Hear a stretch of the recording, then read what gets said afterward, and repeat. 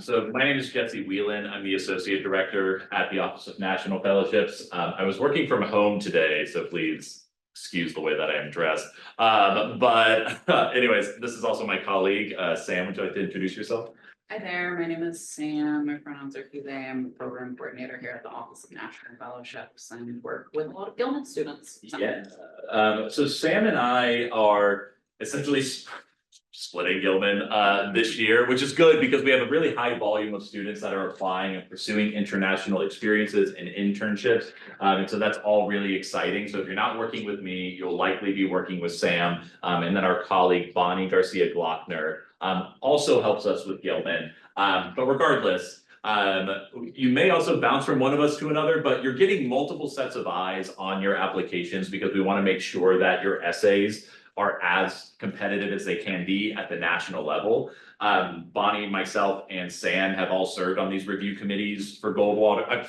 Sorry, that was due today. Sorry, for Gilman, too many fellowships. And so because we've been on these committees, we have read many dozens, hundreds in my cases of applications that we have graded, evaluated. And so we know how to make sure that you are presenting yourself well at this competitive stage.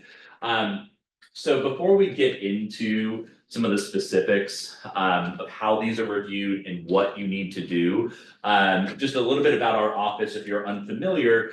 So the Office of National Fellowships, we help students apply to these different fellowships, which is essentially a scholarship with a learning outcome. So Gilman falls pretty neatly in line with the types of awards that we work with because obviously Gilman is a scholarship, but they're investing in you to go and have an experience, do research, study a foreign language, whatever it looks like for you, because that experience is going to help you grow as an academic, as a professional, as a student here at Florida State.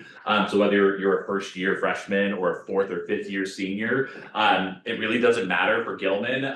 You are, as long as you're an enrolled student, you're eligible. But we also work with so many different other fellowships that Gilman usually can lead or segue into another opportunity, maybe for international experience, or depending on your major, we have other more niche fellowships. Gilman is open to everyone. So as fellowship advisors, Sam and I and Bonnie and Craig, we sit down with you, we work with you on your essays, we help you manage all of the components of this application, which we understand can get really complex. The nice thing about Gilman is that it's more straightforward than some of the other awards that we work with. Gilman, it doesn't require any letters of recommendation, for example. So you should still be building those relationships with your faculty, your staff, your mentors. But for this, what they care about are the essays that we'll talk about more later in the presentation, your personal statement of purpose. And they care that this is a program that counts for credit, that it's helping you grow and it's helping you mature. But anyways, we'll talk about that more in a minute. Fellowship promotion, that is why you are all here today. We want to make sure that you know about these different opportunities. So also if you go to our website, onf.fsu.edu. We post about all of these workshops and we will add opportunities as they arise. Like, for example, we have representatives from different fellowships that will come and recruit students, or we organize alumni panels of students that I've been working with Gilman now for a decade. So I have students that are well into their career who would love to talk to you about their experience with Gilman or studying abroad. Applicant identification, like all of you are qualified to do this. But like I was kind of alluding to earlier, some of these fellowships have very specific focuses. So if you're not a STEM student, then it's not something you would enjoy doing. But anyways, we help you match well with these different opportunities. And then with the student mentoring, yes, we work with you on your essays, but Sam, myself, Bonnie, we all meet with students for a variety of different things. These essays that you're going to be writing for Gilman are also really transferable to graduate school applications, med school applications, law school applications. They're all asking you different versions of who are you and why do you want this. And so I'm going to circle back to this slide at the end to kind of tie it all together. But generally, okay, so the Gilman Scholarship is part of this larger parent organization called the Institute for International Education.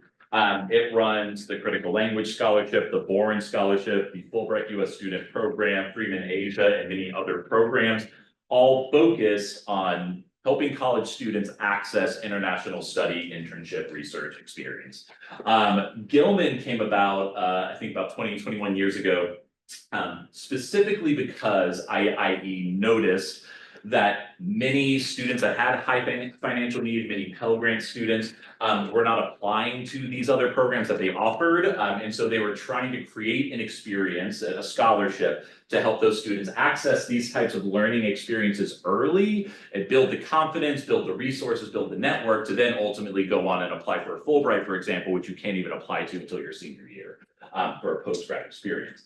Now, generally speaking, like there is the proper Gilman Scholarship. That's not what it's called. This is what I call, but it's like kind of the standard award that anyone is eligible for if you meet the criteria. We'll talk about that on the next slide. But that is so the proper Gilman Scholarship is just up to $5,000 to apply towards a program of your choice. That can be for a traditional academic study, that can be for an internship, for a research experience, or for a cultural exchange opportunity. Gilman doesn't discriminate on the type of program because Gilman understands like not every university is like Florida State. Like we have a really good study abroad office and study abroad programs and opportunities. They understand students may be coming from a very small liberal arts college or a community college where it's like, okay, we got our program in London and that's it. So they want to make sure that they're accessible. Now, there's a few different caveat awards through Gilman. The first of which is the Gilman McCain Scholarship. It is exactly the same in almost every way as the proper Gilman Scholarship, but it is for students that are dependents of active duty military members, and it is not specific to a Pell Grant. So for the proper Gilman Scholarship, you have to be receiving a Pell Grant, but if you also meet the other criteria, Gilman McCain would be the one you technically apply for. Now, if the focus of your study abroad program is foreign language study, and if that language is any one of these on this list, I believe, but I think Hebrew is no longer on there. I think we need to remember to take that one off. But this list is sometimes updated. However, these languages, the reason that these exist are they are the most understudied languages when it comes to higher education here in the US. And this scholarship wants to help students build that proficiency. They really don't care what your field of study is. They want to understand why the language is critical to your studies and to the goals that you have. But if you are studying that language, you would apply for the CNLA, the Critical Need Language Award through Gilman, which is up to $8,000 instead of the standard $5,000. And then the last Gilman Scholarship is, this was recently added this past year, but if you are doing STEM research abroad, we can help you find those opportunities, you would qualify for $6,000 instead of the standard $5,000. Does that make sense? So 90%, if not 95% of the students Sam and I work with are applying to just the Gilman Scholarship, and that is absolutely okay. Usually for students that are nominated, you're receiving anywhere between $3,000 and $5,000. Part of that depends on need, part of that depends on your ranking in the pool that you're in. But then these other ones exist because these types of programs are typically under applied to when it comes to American like study abroad experiences. Any questions about the different award types, anything like that before we move on? And also if you're joining virtually, you can type into the chat and Sam will answer those questions.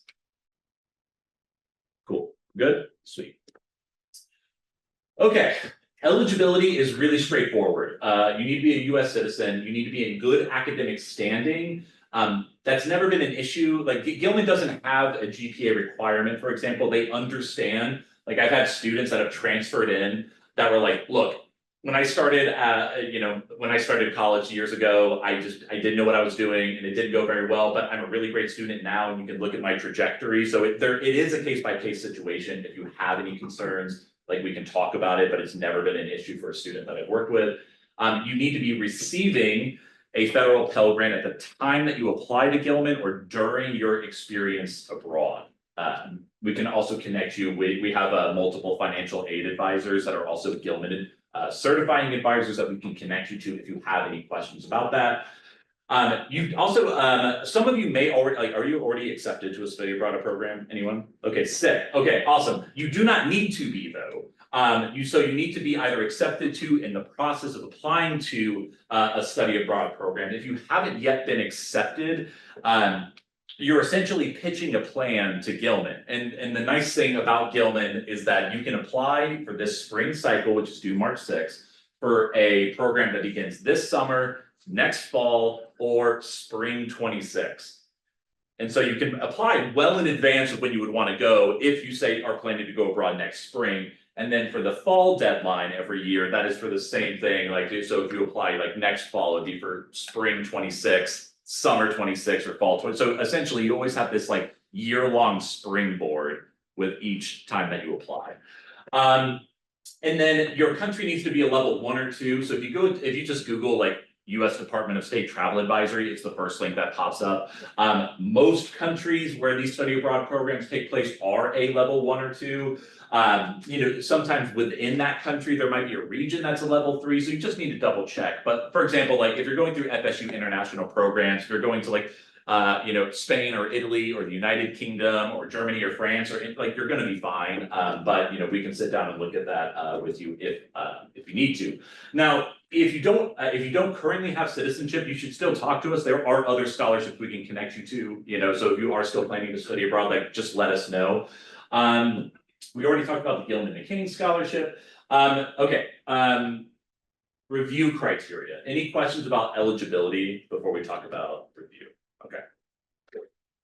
So like I said, me, Sam, Bonnie have all served on these review committees. They give this in much more extensive detail, so this is just gonna kind of be the quick and dirty.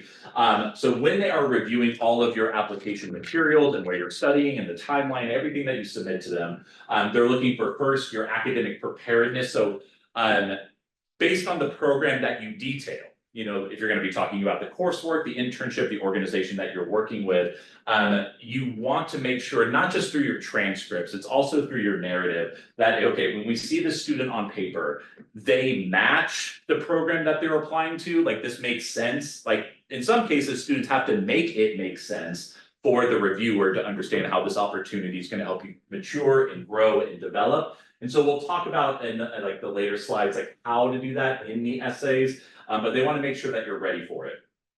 Diversity of background and experience, like students are coming from like so many different backgrounds and parts of the United States with different relevant skills and stories and experiences to share. So Gilman they want to hear that. It's not the primary focus of the application, because they need to know where you're going and what you're doing and why you're doing it, but they also want to know who are you relative to this experience. The destination is, so Gilman is open to any country that is a level 1 or 2. However, there are parts of the world that are under applied to. So if you're applying to the continent of Africa, if you're applying to Southeast Asia, and I believe Eastern Europe, are, for example, like if you apply to those destinations, there's like a small plus on your application. Like, and I believe some parts of Latin America are also on that list. And it's because they don't want every American to just go to England or Spain or France. Like that's great. And that's still where the majority of students do study through Gilman, but they want to try to help students access these, I guess, understudied regions. Does that make sense? Impact to community, that is both.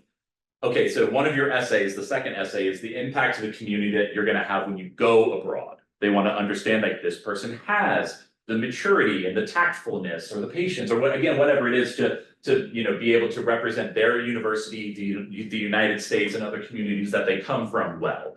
The other side of that is like when you return, the third essay, the follow-on project essay, they want to make sure that you're having a positive impact on your community as you define it as when you come back. So that can be Florida State or Leon County, it can be your hometown, or it can be the clubs and organizations that you're a part of, but they just want to know.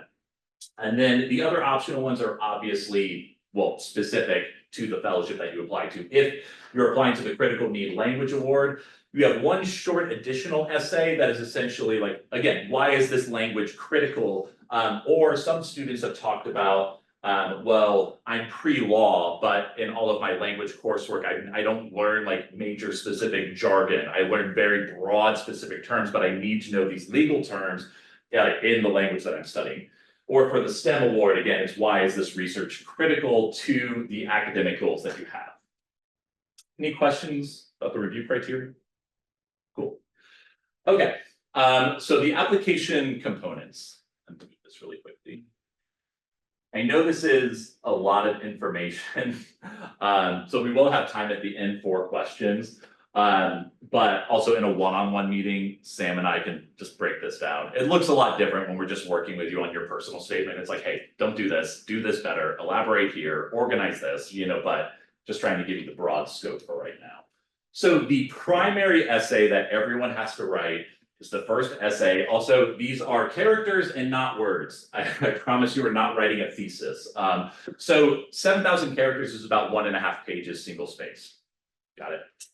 And then when you couple it with these 2 other essays, like I said, most people are only doing these first 3. It is 2.5 pages total. It's not that much, especially when we break down all of the things that you need to talk about. So the statement of purpose, this is essentially what is a joint statement of purpose and personal statement kind of in one. Like, yes, a traditional statement of purpose is like, okay, I'm applying to this for these particular reasons. This is what I hope to get out of the program, blah, blah, blah, this is what I want to do. And then your personal statement obviously is about you and your goals and your aspirations. So when you look at the prompt for this, my general advice for most fellowships is don't answer a prompt in like just the order that they ask you these questions, because you'll often find they're not asking you these questions in a logical order. For this statement of purpose, you'll notice the first bullet point on Gilman's website is like, tell us about your goals. But if I know nothing about you, where you're from, what you're doing, like your goals make no sense to me. And so as reviewers, when students lead with that, it's like, well, I hope we tie it together at the end, you know, where we're circles. And some students do, but some students do not. So my advice with this statement of grant purpose, I like to see something that's linear. So what is that formative anecdote that you want to lead with? Like start with you know, so maybe I'll tell you a story about you know, my time here at Florida State thus far, or how I found this program, or maybe there's something relevant from my hometown or my childhood or high school that I want to share with you. There's multiple correct answers to this as long as it's genuine and authentic. So start with the formative experience and then segue into the second portion of this application, which I think is the most important application or part of this essay, is what are you doing? Where are you going? And literally tell me what you are doing. It's really deflating in an application when somebody only shares anecdotal evidence from their life and their experience. And they might say that very well, but I can't grade you on what's not there. And so sometimes I'll get applications where students are like, well, I'm traveling to Paris to study French. And I'm like, great, like how and where and with whom, like what else do you care about, like when it comes to like French culture, you know, and like when those elements are missing, it really sucks because it really hinders the essay. So talk about yourself first, and then if you're going through international programs, for example, like get a syllabus, even if it's outdated, or talk to somebody, like reach out to IP. We can give you our contacts in IP to be like, can you put me in contact with the professor that might be teaching this course this summer, or someone who's been there before, or like just literally give me any information that I can use. And I'm not saying that to just like, you're not just here to just like copy that information. You're here to like talk and get perspective and really reflect on it and share it in your words. And then the final part of the statement of grant purpose, you'll see in the prompt, it asks for like your preparation for this opportunity. Like, how are you prepared to like study abroad? What tools and experiences will you draw upon? Blah, blah, blah, blah, blah. There's, again, many ways to do that. Some students will highlight recent internships that they've had or classes that they took, you know, that like, yes, this international experience is going to be new for me. However, these are the transferable skills that I have to be successful here. Other students will talk about and kind of paint this picture for this is where I would want to go as a result of this experience. Like, you know, with this increased language proficiency, now I'm able to take upper level courses at my university, or maybe I'm able to pursue these internships or work experiences that I wouldn't have otherwise been qualified for because I didn't have that. So again, every application is different, but that's what Sam and I are here to help you do, is like, what are your strengths and what should we highlight in this first essay? Now, when I'm reviewing applications, and Sam, please correct me if this is different for you. a strong essay 2 and 3 is not going to save an application, but if this first essay is solid, this is what can really be like, okay, this is a good person, like this is a great person for this award. So I see the building mutual understanding essay and the follow-on service project as like supplementary, like good essays if I can get past this first essay and believe like this candidate is qualified and ready for this. So that doesn't devalue these, but all things being equal, say if I'm looking at two really strong statement of purpose essays, and then one student provided me explicit detail, and I'll talk more about these in a minute, and then one student, literally I've had applications where I get 2 to 3 sentences for essays 2 and 3. Well, that tanks the application, you know, these are still really important, but you have to get past this first hurdle. Now, the mutual understanding essay, like I said on the last slide, it is both impact to community, where you are going, and then when you're coming back for this follow-on project. So the mutual understanding is weirdly worded on the website. So sometimes I get students kind of feeling like they need to be like cartoonishly patriotic in that essay, and it's like, trust me, like, don't do that. I mean, if you are really patriotic, great, like we can talk about that, but I want to know not what is. Some students will be like, oh, well, Americans, we are this and we are that. I'm like, we are so many different, it's hard to speak in these blanket terms. Like, talk about your experience. Like, your experience is inherently an American experience. It's your story and we are here. And so some students will reflect on, you know, maybe identities that they hold and how those would manifest in an international setting. That could be effective. Other students will talk about their field of study and the work that they're doing and why it's important for me to engage in professionals in this work across cultural differences. That could be really effective.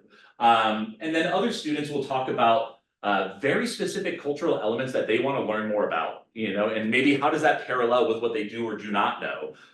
That's really effective. So my point is there are many different ways to approach this as long as it's something that's genuine to you and not like the American melting pot narrative. Like, please don't hit me with that one. But let's dig a little bit deeper, make this more unique to you and your experience. Now the follow-on project essay, that is when you return after your program. So if you're studying abroad this summer, you would have essentially next fall to complete this. And so yes, you do need to complete it, and you do need to write a short essay that is like, this is what we did, and this is how many people came, and this was the impact, you know. So because of that, make something feasible. Like, you don't have to reinvent the wheel for it to be impactful. You can literally say, I am a part of this campus organization. These are the students that it serves. This is how I'm going to engage with that population, and these are the outcomes that I hope for or expect. So for example, students have talked about going back to their old high school because maybe they still have good connections with their guidance counselor there, or maybe they come from a rural community and they understand that not many students in this area go to college.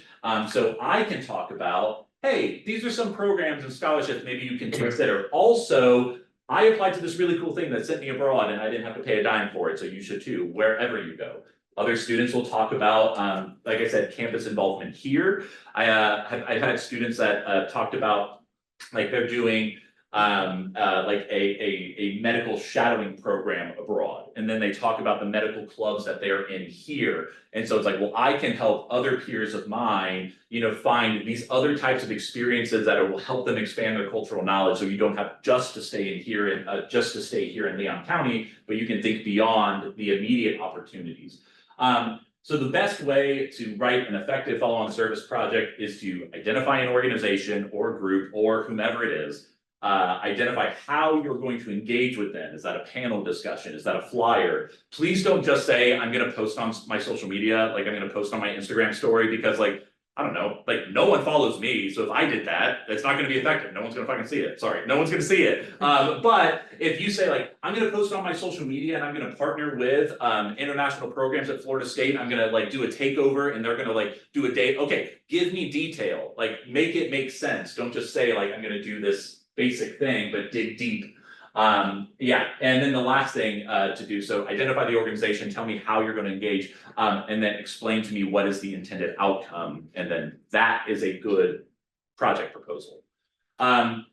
So in total, and I'll talk a little bit about these last two, but in total, your first essay, that is telling me who you are, what you are literally doing, and what your goals are, what your preparation is for this opportunity. This second one is essentially explaining to me you have the leadership skills, the maturity, the tactfulness to genuinely engage in the country that you're going to. And then again, I not to beat a dead horse, but this is for students that say are going to London, like that is a really international city, you know, so it may be challenging for you to like talk about how you're going to engage in that. But, you know, but for other students, like I've had students that have literally studied in rural Vietnam and they were the first American to join this organization that they interned with. Like, obviously that is going to be very uniquely challenging, really exciting for some students, you know, but wherever you fall in that spectrum, they still want to understand that you are capable of being that good steward.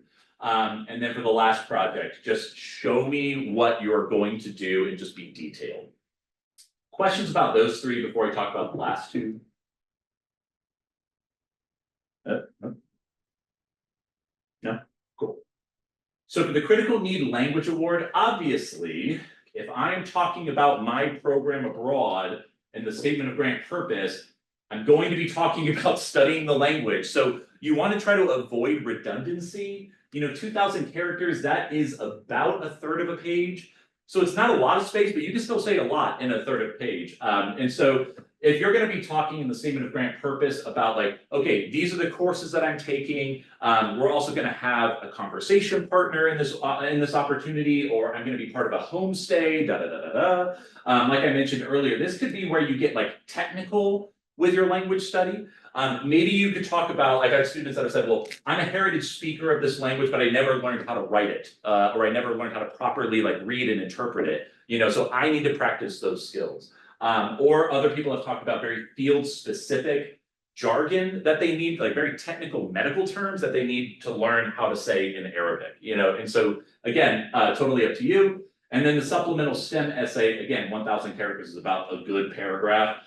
We don't want to be redundant from the statement of grant purpose, so maybe you can talk about, okay, so I'm doing this very specific research project, but this is how it connects to like the grander interest that I have in immunology, you know, or whatever it is. You know, you can kind of, again, make it make sense for the reader. So it is a lot of writing, but we have 5 weeks to get this done. It like, trust me, the difference between working with our office and just, I don't know, I'm speaking from my undergraduate experience. What I don't want you to do, but what I would do is, okay, I had an essay that was due Thursday, I'm gonna do Thursday, you know, and it served a function as an undergrad when I was balancing a lot of things. You cannot do this like overnight. You know, this is something that to do it well and to make sure that we're not just reading your ChatGPT essays. Please don't send me a ChatGPT essay. If you want to use that for organization or for idea generation, that's one thing, but then actually edit it. But if you want these essays to stand out and not just be, because you're going to get a pool of about 70 applications that we have to grade and evaluate. And if you want your application to the UK to stand out from the next application to the UK, you need to spend genuine time editing and critiquing it. Which kind of leads us to timeline. So the next 5 weeks, you'll be meeting with Sam or myself or Bonnie or all of us. We'll be working on these essays. My plug for next Friday from 2 to 6 p.m. Sam will be leading a writing workshop. And you can come with absolutely nothing. And you can treat that writing workshop as like, don't talk to me. This is my study hours and I'm just going to write. Or you can come with essays. We will review those. I'm trying to recruit a few alumni of the scholarship to like be here, but we'll have sample essays. We'll have other things for you to review. So if you just want to come and like shoot the shit, like that's fine. We can do that, but we can also get a lot of work done. Now we're going to write the essays. Please don't pay for your transcript. I don't know how much they are now, but they used to be like $10 when I was an undergrad, but inflation is real. That's bullshit. And so unofficial transcripts are fine. And then talk to us, because in your application, you need to select a study abroad advisor, you need to select a financial aid advisor, and we can tell you, okay, based on the program that you're doing, these are the people that you should select. You don't need to worry about it after that. I heard all of these cats to make sure that everyone's application is certified. We've never had an issue with that. So essentially, you submit March 6th, and I believe March 13th, all of the advisors need to certify your application. So that's step 2. That's really it.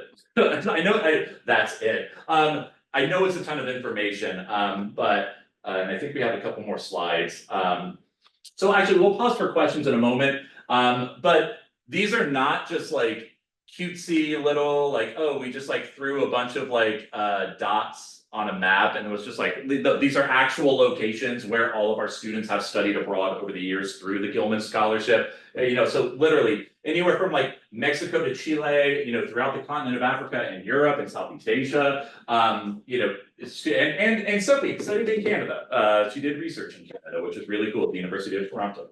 But there's really nothing that's like off limits as long as you can find a viable program that is going to support you while you're there. And so if you're hearing this presentation where you're like, I don't even know, I'm not going abroad this summer, I'm planning for like next year or sometime in the future, like that's fine, we can work with you. If you're like, no, I'm going this summer and I need this now, that's fine too. But students have taken it to all corners of the globe. Cool. So where to start? Create an application. Obviously, I'm sure many of you have already. The Gilman Scholarship website has many different resources that you can use. I know they have blogs, they have different videos, but as I said earlier, I'm very old. I've been doing this for a long time. I have 10 years worth of Gilman recipients that have studied abroad. I would love to connect you to them. And there's never been a case where they haven't been willing to share their perspective, or set up a Zoom call with you. And so reach out to us. We would love to put you in contact.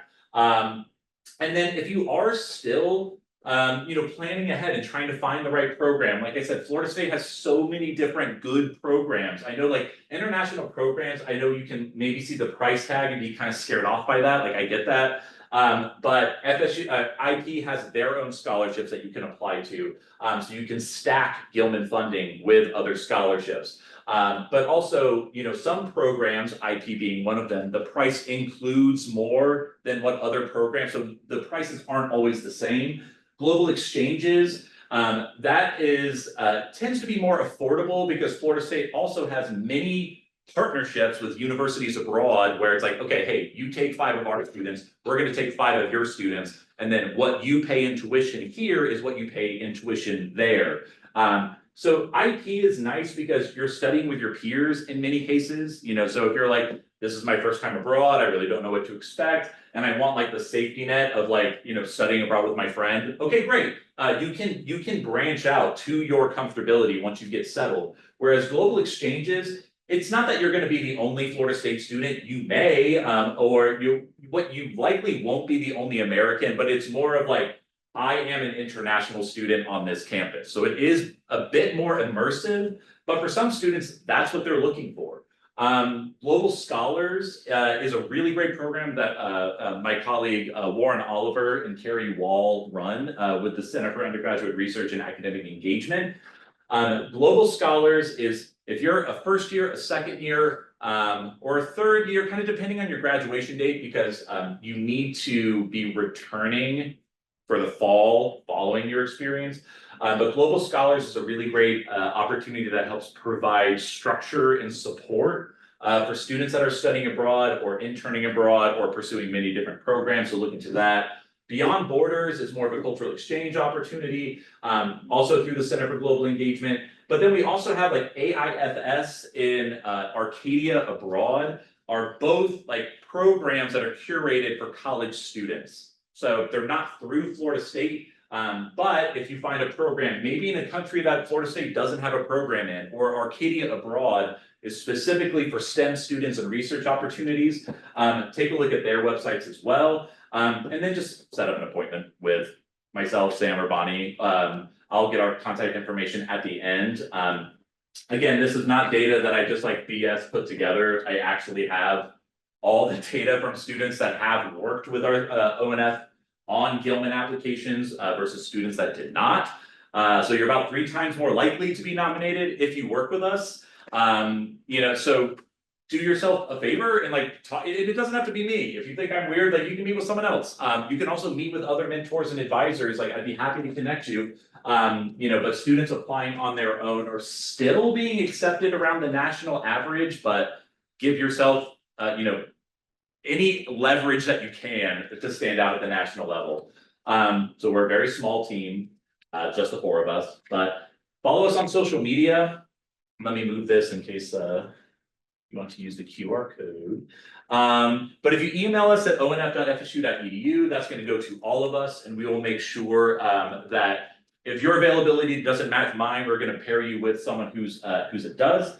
And if you follow us on LinkedIn or if you follow us on Instagram, like I said, we will post about these workshops and the things that we do throughout the semester. So it can start with a Gilman, doesn't have to end with a Gilman, which brings me back to this slide. Why should you work with the Office of National Fellowship? Why should you apply to different scholarships and awards? Is because like when I applied to college, I think that was the one and only time I wrote a personal statement in 4 years. These processes force you to stop and take stock of what you're doing and why you're doing it and where you're going. And at the very, very least, that is helping you gain clarity as to why you're doing the things that you were doing.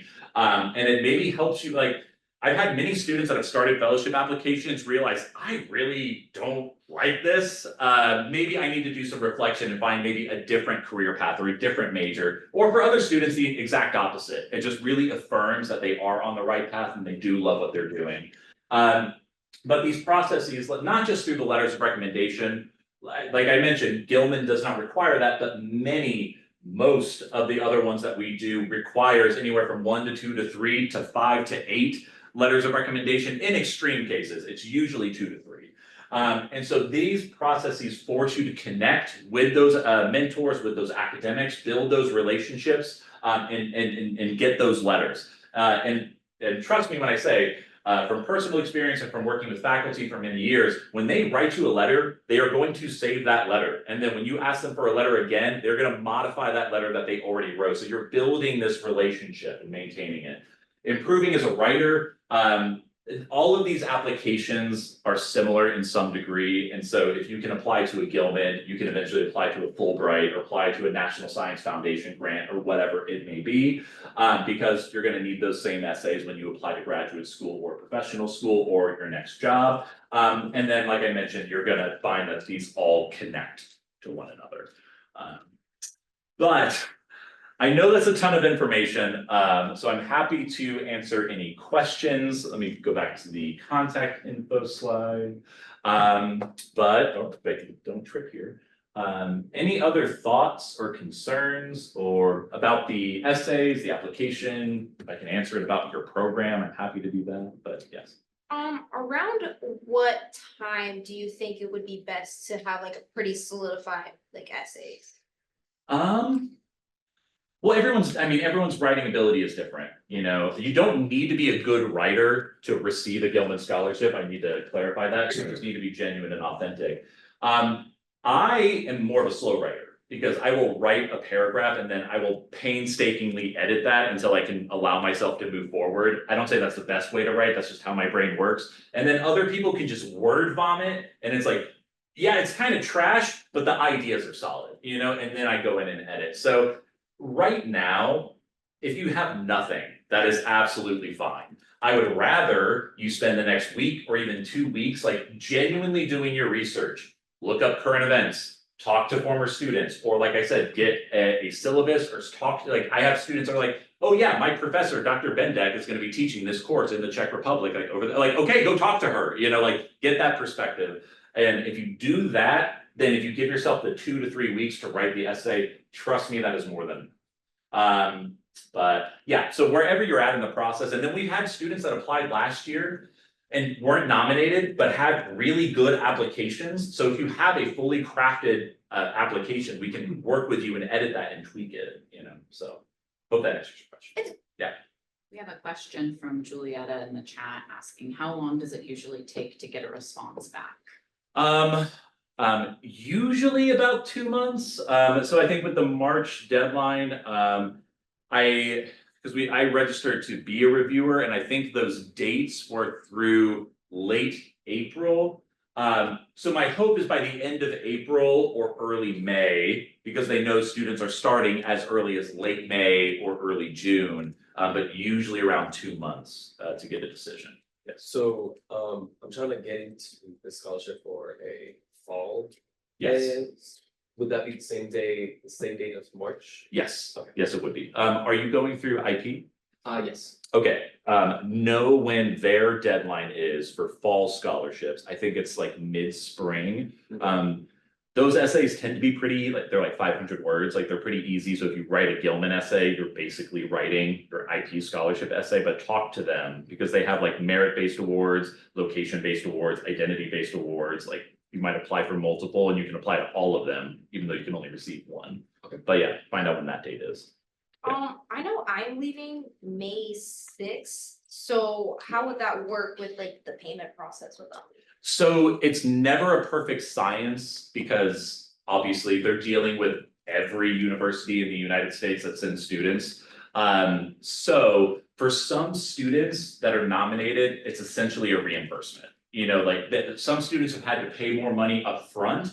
But then if you find out you are nominated, as soon as you submit the paperwork or the identification, all the other things that, you know, the direct deposit, all of this stuff, they will get it to you. I think from the time that you submit your paperwork, it is within 2 weeks, you'll get your direct deposit. So if you're leaving early, that's like the only downside is you may have to wait to get it. Yeah. Other questions? Or anything in the chat? Is Yeah. it possible to go back to that slide? To get the slides? I No, believe the they were slide with, asking to go back to the slide with all of the students on it, but Yeah. those are students, not advisors. oh, never Oh, yeah. mind, sorry. I mean, I would love to connect you to any of these students. Again, depending on where you're going or what you're doing. You know, if you follow us on LinkedIn, you know, we're trying to really build our LinkedIn presence and reconnect to a lot of these students. A lot of these, I just either have their email or their contact info or their social media, but regardless, I'm happy to. Or I've had students that have just sent DMs to people they found online. And obviously, if you're not weird about it, and if you're like, hey, I'm working with ONF, I'm working on a Gilman Scholar, I saw that you studied abroad here, I would love to hear, like, I've never had a student get a response that was like, who are you? Like, don't talk. I don't know, I think Gilman students especially, I think, understand like how big of a deal it is to get the scholarship to study abroad, to do these types of things, and if they can build a bridge for you, they are happy to do it. But yeah. We have a raised hand in the chat as Okay, well. Let me get this question first and then we'll come back to you. Can I- If it, The first question is kind of like, so whenever we apply, it doesn't matter, like the earlier you apply, does it matter at all? It really doesn't. This past fall cycle, it was, and I say this just to be honest, I'm not trying to scare anyone. It was their most competitive fall cycle ever, and I don't think Gilman was expecting it.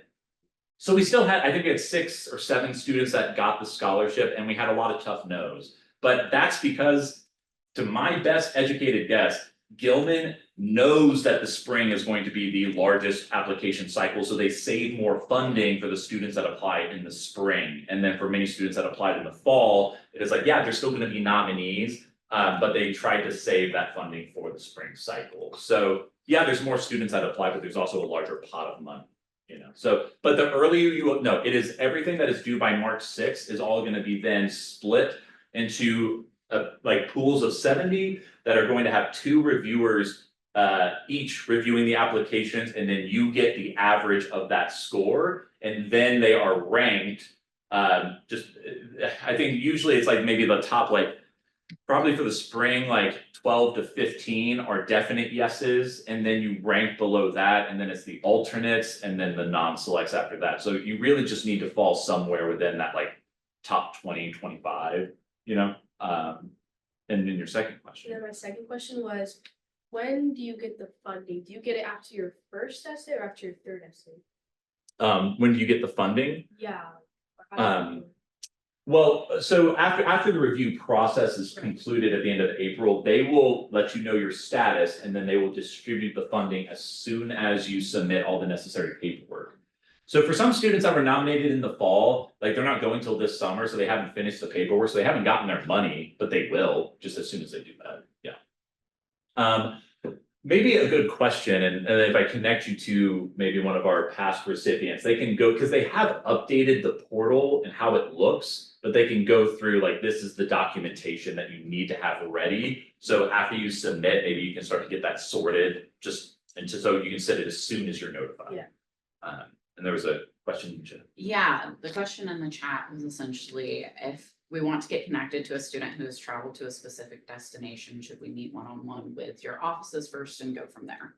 Yeah, I think that's great. No, feel free to reach out. I'm not trying to like gatekeep any of this. Like you can also find many of these students on Instagram, on LinkedIn, or talk to your peers and they probably know someone, but I just have like a very large Excel sheet of all of the students that I have worked with that I need to parse through. And so if you give me, like obviously if you give me a location, I can find you countries. But for some programs, like I still remember exactly what those students did, so they can give you more of like a thematically relevant perspective. And so yeah, we'll get that to you. And the same thing goes for IP or some of these other organizations like Global Exchange. I'm sure they have rosters of students that have gone abroad. I just may not know them personally, but they can still give you good perspective. Yes. Essay that you have to write after, like is it what you plan on doing, or like, is it after you get the scholarship? Okay, oh, sorry if I maybe misinterpreted your question. You're talking about the follow-on project essay? I think, yes. So, so for the follow-on project essay, what you are, yes, you are projecting, okay, so if I'm studying abroad this summer, next fall, this is what I plan to do. And make, like I said, make it feasible because you are expected to do that project. So I've had students that I've talked to who are artists that talk about like art installations that they're wanting to do to summarize their experience abroad. And that's great. But also, if you're not an artist, or if you're like me and you have no artistic talent, I'm going to do something where I can talk to people, I can share my experience, or I can organize an event or something like that. So yeah, try to use your strengths. Yeah. Also to specify with that, yeah, the follow-on service project essay is part of the initial application, so you submit. Yes, yes, yeah. Thank you. Yeah. There is. After your experience, after your nomination, you will need to, your final thing that you do is you'll write a very brief essay that like summarizes what you did. That's what you submit.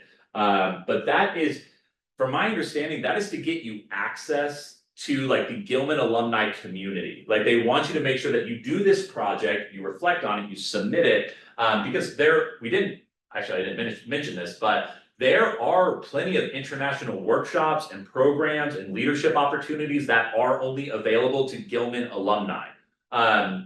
There's also, we've had multiple FSU students that have been selected as Gilman alumni ambassadors. They fly you out to DC for free, you train with your cohort, and then your responsibility for the next year is to visit college campuses, talk about the Gilman experience. You know, like it's a great professional development and leadership development opportunity. And it's also something to add to your resume, but you can stay involved with Gilman for as long as you would like to. And like I said, with that parent organization, IIE, that runs all of these, IIE loves to see Gilman recipients that then go on to apply for a Fulbright or a Boren scholarship or any of their other programs. They will literally ask you in the application, have you received any of this like 15 scholarships? Again, it's never going to guarantee that you're selected, but it is like a plus on your application materials. So, other thoughts? And I don't want to hold y'all hostage. You're welcome to leave. Thank you so much for coming. Grab snacks on the way out, but Sam and I are happy to answer as many questions as you have.